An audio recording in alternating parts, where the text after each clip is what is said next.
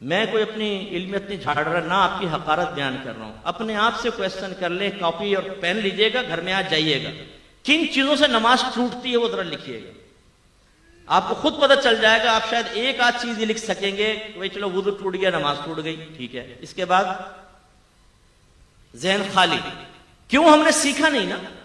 یاد رکھیں کہ جو علم سیکھے بغیر بعض اوقات نماز پڑھتا ہے, میں نہیں کہتا ہوں, آپ کے نبی ارشاد فرماتے ہیں ایک بندہ 60 برس تک نماز پڑھتا ہے لیکن اس کی ایک بھی نماز اللہ کی بارگاہ میں مقبول نہیں ہوتی, اس لیے کہ وہ رکوع صحیح کرتا ہے تو سجدہ غلط کر دیتا ہے, اور سجدہ صحیح کرتا ہے تو رکوع غلط کر دیتا ہے.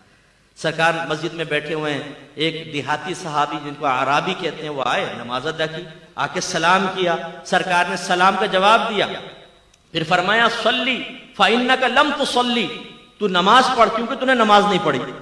بڑا حیران ہوا, گیا پھر نماز پڑھی, پھر آئے, سرکار نے سلام کا جواب دیا, فرمایا یہی جملہ, جاؤ دوبارہ نماز پڑھو. پھر گئے نماز پڑھ کر آئے, سرکار نے فرمایا تو نے نماز نہیں پڑھی, دوبارہ پڑھ. کہنے لگے یا رسول اللہ مجھے تو ایسی ہی آتی ہے, آپ تعلیم فرما دیں. اب وہ کر کیا رہے تھے, علماء نے اس کی تشریح بیان یہ کی کہ رکوع کے بعد سیدھا کھڑا ہونا, اس کو قوما کہتے ہیں, یہ واجب ہوتا ہے. سیدھا کھڑا ہو کے کم از کم ایک بار سبحان اللہ کی مقدار آپ کو کھڑا ہونا ہوگا, پھر آپ سجدے میں جائیں. ایسی ایک سجدے سے جب ہم اٹھ کے بیٹھتے ہیں اس کو جلسہ کہتے ہیں, اس میں بھی کم از کم ایک بار سبحان اللہ کی مقدار بیٹھیں گے اور پھر اس کے بعد ہم دوسرا سجدہ کریں گے. سبحان اللہ منہ سے کہنا نہیں ہے, جتنی دیر میں سبحان اللہ ہوتی ہے اتنی دیر بیٹھے پھر اگلا.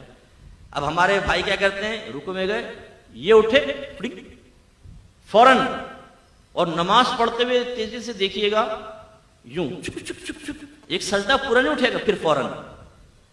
اتنی تیز نماز پڑھتے ہیں بعض, اور خاص طور پہ بچے جن کو گیم سے اٹھا دیتی نا امی, نماز پڑھو کم وقت تو گیم بند کروا دوں گی.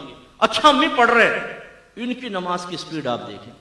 ابھی ہم جیسا آدمی الحمدللہ رب العالمین اور الرحمن الرحیم پڑھے گا, وہ رکوع میں بھائی تو نے مشین لگا رکھی ہے منہ کے اندر, اتنی تیزی سے ختم کر لیا تو نے, اور یہ رکوع بس ایک دم فارغ ہو. سنت غائب ہے نا, سنت موقدہ غیر موقدہ نوافل اس سے بالکل مبرہ, خالی فرض پڑھے جلدی جلدی آ کے پھر بیٹھ گئے 2 گھنٹے کے لیے. یہ جو نمازیں ہیں یہ نمازیں منہ پہ ماری جاتی ہیں. سرکار فرماتے ہیں بعض نمازی ایسے ہیں کہ ابھی مسجد کے دروازے سے باہر نہیں نکلنے پاتے, لیکن ان کی نماز پرانے کپڑے کی طرح لپیٹ کے ان کے منہ پر مار دی جاتی ہے. اور ایک روایت میں سرکار نے فرمایا بعض نمازی جب نماز کو ختم کرتے ہیں تو نماز ان کے لیے بد دعا کرتی ہے کہ اللہ تعالیٰ اس کو ایسا ہی برباد کر دے جیسا اس نے مجھے برباد کیا. یہ یاد رکھیں, میں صرف مثال دے رہا ہوں سمجھانے کے لیے. نمازیں روزے یہ ایسا چیک ہے کہ جو بروز قیامت کیش ہوگا, اور آپ کو پتہ ہے چیک صحیح نہ بھرا جائے تو باؤنس ہو جاتا ہے نا, وہ پھر ریجیکٹ ہو جاتا ہے, ریٹرن ہو جاتا ہے چیک. ایسے اگر اللہ تعالیٰ کی بارگاہ میں یہ عبادات مطلوب شرع کے مطابق ادا نہیں کی تو یہ رد ہیں. میدان محشر میں پہنچیں گے تو پتہ چلے گا کہ تیری تو 40 سال کی نمازیں برباد, تیری 30 سال کی نمازیں برباد. کیا فائدہ ہوگا اس کا؟ ہم نماز کو بوجھ سمجھ کر ادا کرتے ہیں بعض اوقات, یار بس سر سے بوجھ اتارنا ہے, نہ دل لگ رہا ہے نماز کے اندر, جلدی جلدی نمازیں پڑھ رہے ہیں, اور خیالات کی یلغار ہے, یلغار, خوف خدا کے ساتھ نماز ہی نہیں پڑھ رہے. حالانکہ آپ کے نبی نے ارشاد فرمایا جس نے 2 رکعت نماز, زیادہ نہیں, 2 رکعت نماز ایسے ادا کی کہ اس میں دنیا کا کوئی خیال اپنے قلب میں نہ لایا, وہ گناہوں سے ایسا پاک و صاف ہو جائے گا جیسے آج ہی اپنی ماں کے پیٹ سے پیدا ہوا. لانا فرمایا آنا نہیں, خیالات تو آئیں گے, ایک شیطان ہے جو خیال ڈالے گا, لیکن ہمارا کام کیا تھا, خیال آیا اس کو فوراً ٹال کر اللہ کی طرف متوجہ ہوئے.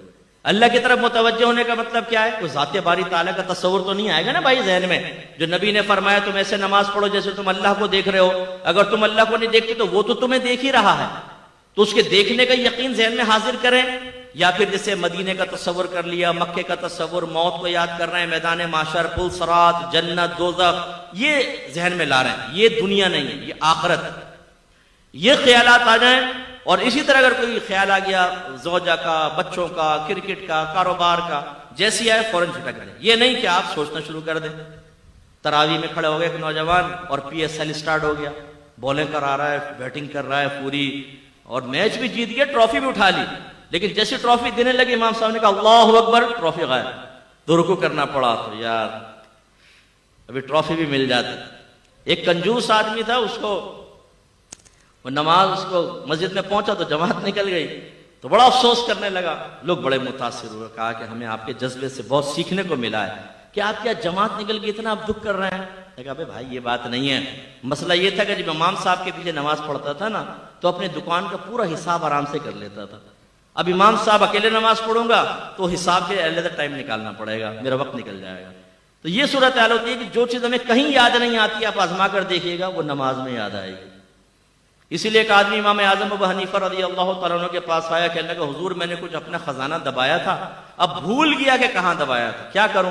فرمایا علاج تو بتا دوں گا لیکن تو کرے گا نہیں۔ کہا کہ جی کیسے نہیں کروں گا، آپ بتائیں، کیونکہ اس کے لیے تو ہم تیار ہیں نا۔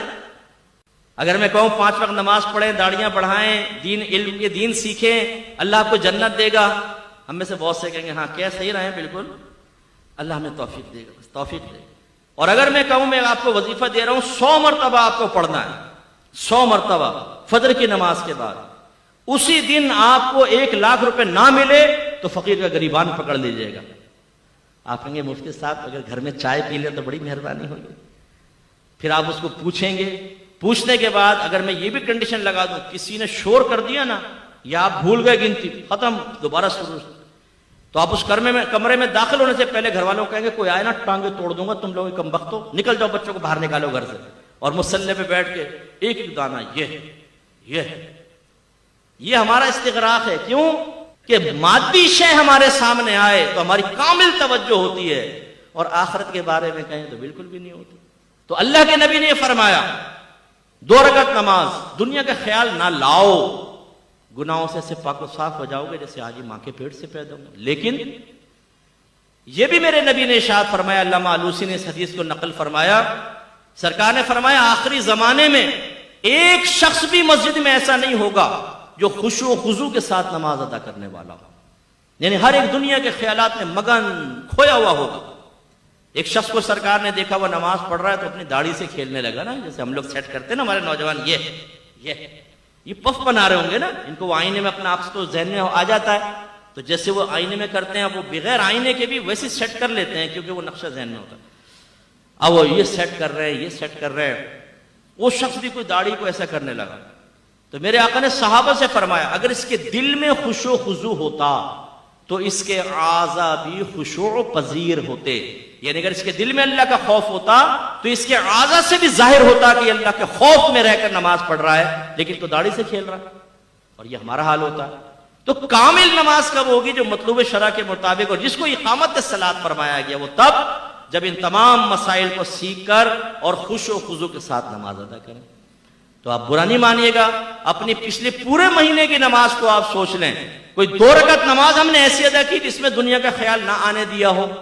میری کوشش ہوتی ہے، اللہ مجھے عجب خود پسندی سے بچائے، میرے رب کا ہی کمال ہوتا ہے سب، لیکن میری کوشش ہے کہ میں لوگوں کو اصل دین کی طرف لے کر آؤں، احتساب کی طرف لے کر آؤں، اللہ جس کو توفیق دے۔ تو میں جب جمعے کی نماز پڑھانے لگتا ہوں تو میں سب کو کہتا ہوں یہ 2 رکعت نماز حدیث سنا دیتا ہوں، اور کہتا ہوں کم از کم یہ 2 رکعت نماز ایسی پڑھنی ہے کہ دنیا کا کوئی خیال دل میں نہ آئے، ہمت کیجئے گا۔